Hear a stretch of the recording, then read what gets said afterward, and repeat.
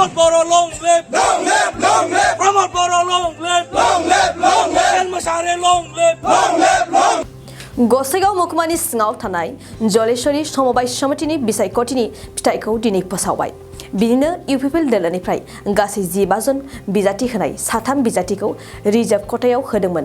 दा बिसोर 3बो इउपिपिएल दोलोनिफ्राय गोबां भट लानानै देरहासार जानो हादों।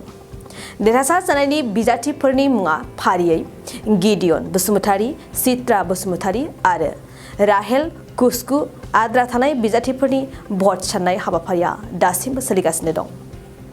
29 खालारखालि दे समबाय बे जलेश्वरी समबाय समितियाव दे नोङा नमिनेसन जादोंमोन, इलेक्सन जादोंमोन।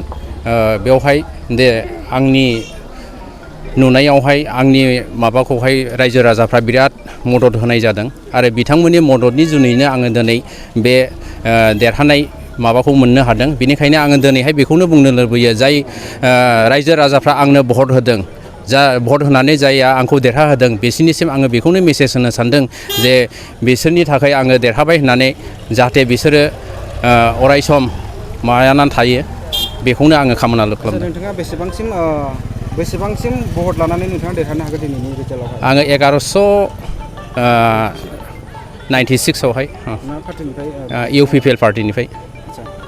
गासै इउपिपिएल पार्टिनिफ्राय बेसेबांसिम केन्डिडेटफोरा नैबेयाव इलेक्सन जागायदोंमोन? 15 जन पेन्डिं।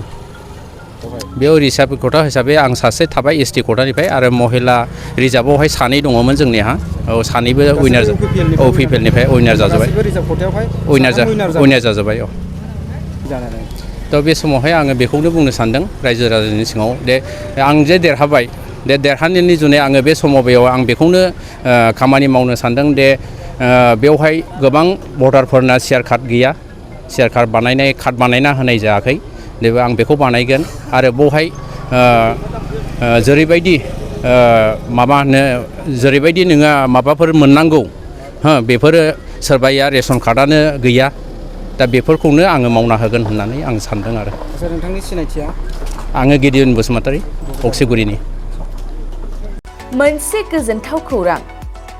2023-24 सोलोंथाइ बोसोरनि थाखाय 11-12 थाखोनि गोदानै मुं थिसननाय लानानै फैदों बाक्सा जिल्लानि सालबारि बाजारनि साखाथियाव थानाय सेन्ट जेभियार्स इंलिश स्कुला। देग्लाय बोसोरनिफ्राय सेन्ट जेभियार्स इंलिश स्कुलाव आर्ट्स आरो साइन्स आयदानि थाखाय गोदानै फरायसाफोरनि मुं थिसननाया दायो सोलिगासिनो। बे फरायसालियाव मुं थिसननाया बेसेन नाङै जागोन आरो डेभेलपमेन्ट फिसा 1000, दानफ्रोमबो टिउसन फिसा 1500 रांखौ फरायसानिफ्राय लानाय जागोन। बेजों लोगोसेनो जायफोर फरायसाया मेट्रिकआव 90 जौखोन्दोनि बांसिन मोननाय आरो बिपिएल कार्ड थानाय फरायसाया बेसेन नाङाजासेनो मुं थिसननो हागोन। बबेखानि 80 जौखोन्दोनिफ्राय बांसिन नम्बर लानानै उथ्रिनाय आरो बिपिएल कार्ड थानाय फरायसाफ्रा मुं थिसननायाव 50 जौखोन्दो फ्रि जागोन। बेबादिनो उननि जौखोन्दो लानानै उथ्रिसारनाय आरो बिपिएल कार्ड थानाय फरायसाफोरनो रेहाय होनाय जादों।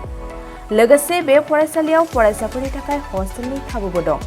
गोसो गोनां फरायसाफ्रा सेन्ट जेभियार्स इंलिश स्कुलाव 11-12 थाखोनि गोदानै मुं थिसननायनि बागै आबुं बाथ्राखौ मिथिनोब्ला नैबे मबाइल नम्बर 9954427791 आव थोंजों सुलाद लानो हागोन।